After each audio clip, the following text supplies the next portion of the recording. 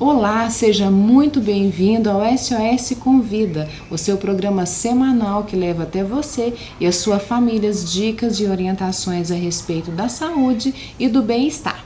Hoje no nosso programa nós vamos conversar com a Érica Madeira. A Érica ela é advogada, especialista em direito de família.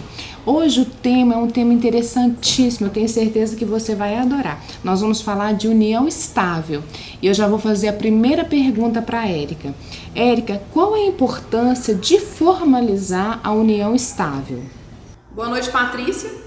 Primeiramente, eu quero deixar aqui a minha satisfação, um prazer enorme ter sido convidada para participar desse programa SOS Convida, trazendo aqui para todos vocês uma informação de qualidade, um conteúdo relevante para todos vocês que estão assistindo. Quanto à resposta da pergunta, que seria da formalização da união estável, a união estável por si só, ela não necessita de um documento escrito, de uma formalização para a sua existência. Então, para que essa formalização? Essa formalização é importante para que seja definido a data de início dessa união, para efeitos patrimoniais, porque é através dessa data que, caso haja morte, caso haja a separação do casal, é que serão partilhados esses bens. Como é feita a formalização? O casal vai até um cartório de notas e pede para que seja lavrada uma escritura de união estável. Nessa escritura, eles não apenas irão colocar a data de início, como também eles podem definir o regime de bens que ali será adotado, igual o regime de bens de um casamento, por exemplo. Se o casal não for até o cartório formalizar essa união estável, o regime de bens que prevalecerá nessa união estável durante todo o seu período é o regime de comunhão parcial de bens, ou seja, se houver a separação, aqueles bens adquiridos onerosamente na constância da união serão partilhados em partes iguais, 50% para as partes que estão envolvidas. Érica, como proceder em casos de separação ou falecimento de quem convive em união estável?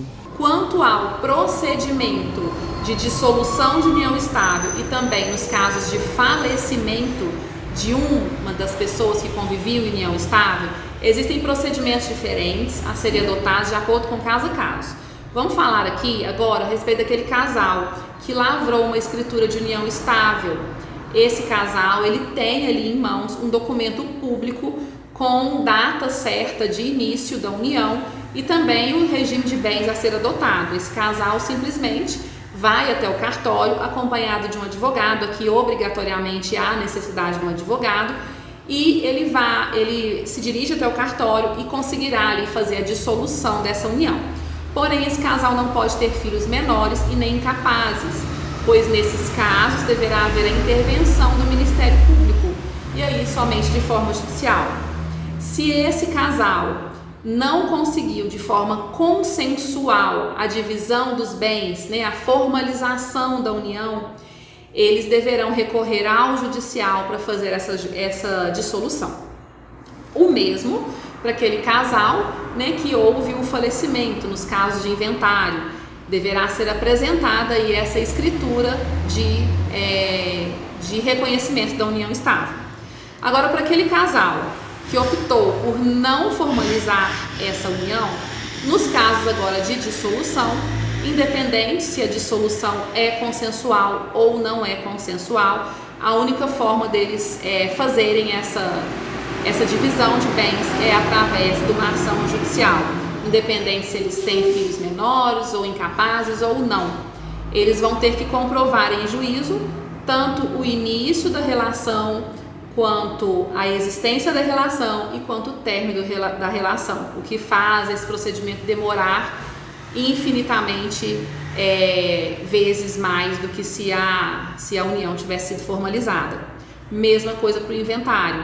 O sobrevivente tem que ir a juízo, comprovar o início da relação, a existência da relação, para conseguir ali a partilha de bens. E uma pergunta muito importante, que eu acredito que é a dúvida da maioria das pessoas que estão nos assistindo: como comprovar a união estável, Érica?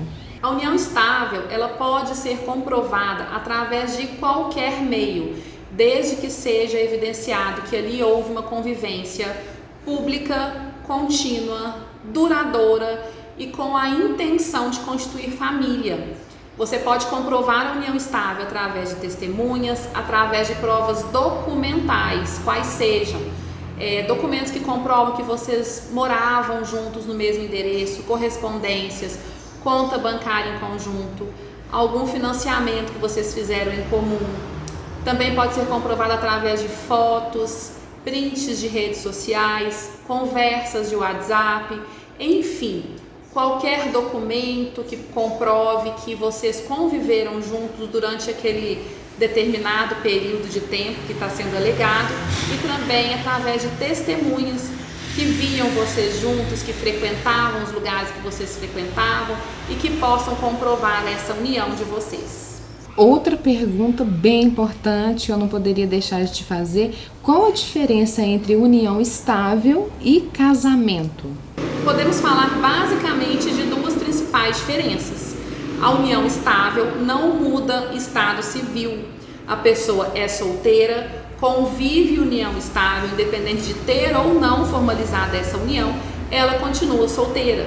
Diferente da pessoa que se casa, a pessoa foi até o cartório, tem uma certidão de casamento, ela não é solteira mais, ela é casada. A mesma coisa na dissolução. A pessoa, da mesma forma que ela convive em união estável, permanece solteira. Se há a dissolução de união estável, ela permanece solteira. A pessoa que se casou, não é mais solteira. Se houve o divórcio, ela também não é mais casada, ela é divorciada. Outra diferença é que a união estável, para que ela exista, não há necessidade de formalização. Já o casamento, sim, há a necessidade da busca até o cartório e da existência de uma certidão de casamento para que exista efetivamente o casamento. E Érica, quando é necessário a presença de um advogado? A presença do advogado é obrigatória para qualquer forma de dissolução de união estável, seja ela no cartório, seja ela de forma judicial, e também nos casos de inventário. Quando o casal vai até o cartório formalizar, essa união estável lá no início, não há necessidade da presença do advogado, porém é aconselhável que ele consulte um advogado antes, porque, como eu disse lá na primeira pergunta, quando o casal vai até o cartório formalizar essa união, ele pode escolher um regime de bens a ser adotado. E aí, consultando um advogado, ele pode fazer um planejamento matrimonial e um planejamento sucessório, de forma que ele possa escolher um regime de bens que melhor atenda e até mesmo mesclar regimes de bens que estão previstos no nosso código para melhor atender a situação de cada casal. Érica, muito obrigada, foi um prazer conversar com você. Eu acredito que nós deveríamos falar mais sobre esse tema, porque tem muitas dúvidas, as pessoas precisam das informações. Nós vamos marcar para nós conversarmos mais sobre a união estável e sobre outros temas também direcionado aí ao direito da família. Um abraço para você, muito obrigada por ter aceito o convite da SOS do Câncer. E para você que nos acompanhou, muito obrigada pela sua presença, muito obrigada pela companhia. O nosso encontro é toda quarta-feira às 19h30 e eu espero por você. Um abraço, fique com Deus.